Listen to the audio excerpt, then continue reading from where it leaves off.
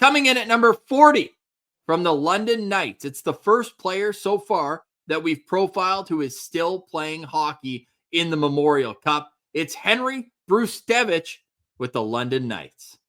Yep. If you're thinking that name sounds familiar, it's because you probably heard us talk about his brother, Hunter Brzustewicz, a couple seasons ago when he got drafted by the Vancouver Canucks.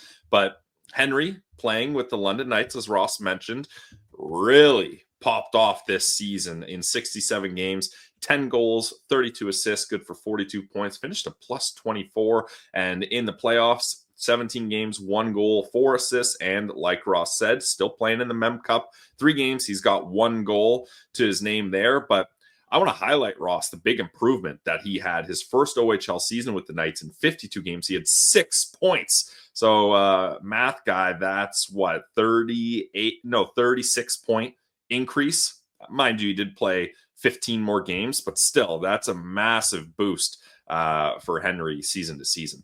And not only that, like that's classic London Knights. Yes. They come in, they don't get a whole lot of opportunity. And that's why we'll let you know soon why he's poised for a huge draft +1 season. Henry Brzustewicz is 6'1", 194 pounds. He turned 18 in February, so he's one of the older players in this draft. He's also a right shot defenseman. Corey Pronman and McKean's Hockey are the highest on him out of our 7 scouts at 29th overall. Elite Prospects has him at 38. Bob McKenzie's midterms at 41. Scott Wheeler at 52. And Craig Button at 55.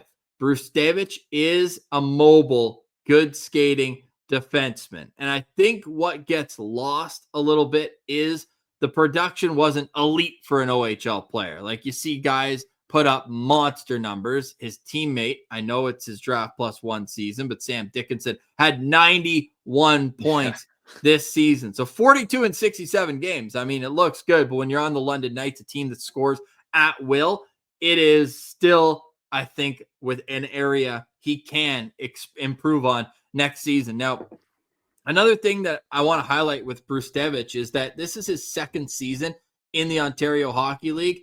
And talk about a developmental league. You got to play games to develop. And he's been in the league for 2 years, and he's been in the Memorial Cup twice. He's a 2-time OHL champion, despite only having 2 years under his belt. So he's getting those high pressure, high leverage games, that atmosphere that can prepare you for pro hockey. I think that this guy is going to be a steal in the second round, much like his brother was when he fell all the way to the 3rd round. Yeah. I think he was one of our last players that we had profiled in our top 50 that was on the board available. He goes 75th overall, and then he went back to Kitchener and put up 92 points the following year. He even had a great first AHL season this year with 32 points in 70 games. That's, of course, Hunter Brzustewicz. But for Henry, I think it's just about following his brother's footsteps. He kind of paved the way in terms of how you can improve year over year in the Ontario Hockey League. And I have high hopes for him. I think if you're a team in the second round and you want to kind of get a more of a boomer bust in a way, because there's a chance he ends up just being that old quadruple A player, as they say in baseball, probably really good in the minors, but maybe can't figure out that separating quality at the top level. But if he figures it out, I mean, this guy could be a very high point producing player at the next level. Yeah, I think so. He's got a really well-rounded game right now. I don't know about in the pros, Ross, if he's going to be a high point producer. Certainly next year, I think he will. But I think both Wheeler and Pronman from The Athletic point out that he's got a good defensive game, getting sticks and lanes, having a physical edge. But from the highlights I watched, he's got good offensive instincts too. He can join the rush, get into open space. He's got a nice shot. He was mostly playing second pair minutes this year with London, and he did get some time on the power play where he got 14 of his 42 points, came on the man advantage. I think for Henry, this is a player that's thriving in a great system, obviously, with the London Knights. If he gets a bigger role, like we talked about, he's going to pop off even more. But Wheeler kind of mentioned, and I agree, that I think once he gets to the pros, he's going to end up being a more two-way player rather than an offensive guy because he already has those good defensive instincts. Ross, doing player comparables is tough, but a guy I thought of that could be similar to Henry Brzustewicz, kind of like a Nick Jensen, right? Like when Nick Jensen was coming up in the ranks, I mean, he played college, not OHL, but he was putting up big points. And then he gets to the NHL and he's got to be like, okay, I need to be more of a two-way guy. I need to have good defensive play.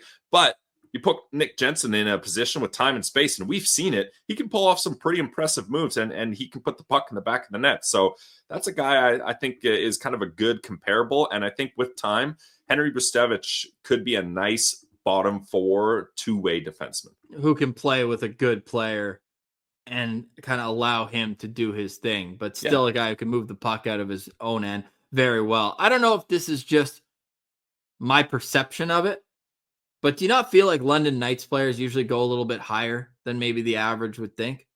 Well, I think that's the prestige that comes along with being in the London Knights. Is teams are like, look, this guy is getting everything that he needs to develop into a good player. It's kind of like Nodak, right? Like it's programs like that where you're like, this program provides these players with beyond what's the word I'm looking for? Tools they need. I don't know the correct phrasing here, but they just set up perfectly to succeed. And there is a bit of an added value that comes to that. And you kind of feel good, Ross, when you've got a prospect that's developing in a place like that and you're getting an added bonus and added value to a player that you're drafting. So the Ottawa Senators are very well versed in the Ontario Hockey League. They just signed or added Matt Turek, who was with the Hamilton Bulldogs, Brantford Bulldogs, apologies, Steve Stais background in the Ontario Hockey League, Michael Andlauer background in the Ontario Hockey League. They know this player. They likely know the family very well. His older brother played for the Kitchener Rangers, who the Sens have drafted out of quite a bit over the years. If they're interested in this player, is that something that you would be interested in as a fan? How many Sens stars? I give him 3.5 stars, Ross, just because I think he gets drafted in the middle of the second round, and he doesn't have that pop that I'm looking for the Ottawa Senators to reach on him. Even if they traded back, I don't think they would trade that far back where it would be a spot where he makes sense. And there's other guys in and around this area that we're going to take a look at that I would be more interested in for the Sens. But having said that, I think a team that drafts him is going to be happy with him, and he's going to be a guy that's going to be fun to follow along with if you're a fan of that team. And Oliver Bonk is moving on to pro hockey. He's a right shot defenseman, top pair with the London Knights. That'll open up more power play time, more minutes overall for Brzustewicz, who we believe will pop off offensively next season with the London Knights. His brother was 46th on our rankings back in 2023. Henry Brzustewicz comes in at number 40 with an average ranking of 40.67.